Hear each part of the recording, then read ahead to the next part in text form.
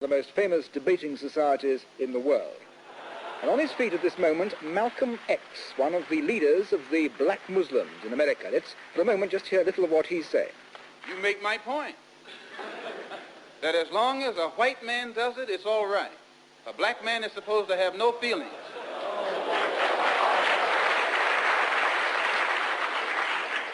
But when a black man strikes back, he's an extremist. He's supposed to sit passively and have no feelings, be nonviolent, and love his enemy. No matter what kind of attack, be it verbal or otherwise, he's supposed to take it.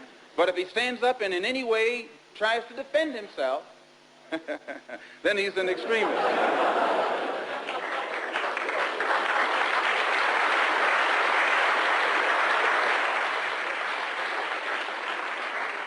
No, I think that the day that the black man takes an uncompromising step and realizes that he's within his rights, when his own freedom is being jeopardized, to use any means necessary to bring about his freedom or put a halt to that injustice, I don't think he'll be by himself.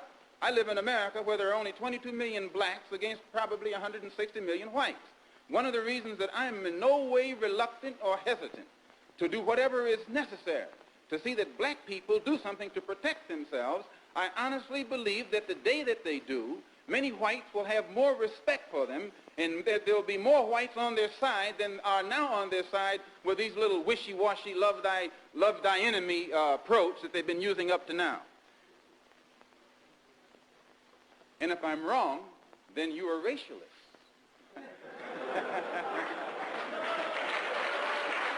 Anytime you live in a society supposedly based upon law, and it doesn't enforce its own law because the color of a man's skin happens to be wrong, then I say those people are justified to resort to any means necessary to bring about justice where the government can't give them justice. I read once, passingly, about a man named Shakespeare. I only read about him passingly, but I remember one thing he wrote that kind of moved me. He put it in the mouth of Hamlet, I think it was, who said, "To be or not to be." He was in doubt about something.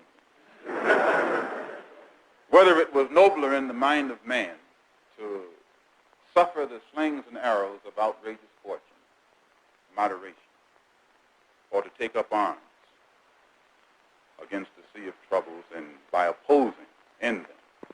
And I go for that. If you take up arms, you'll end it. But if you sit around and wait for the one who's in power to make up his mind that he should end it, you'll be waiting a long time.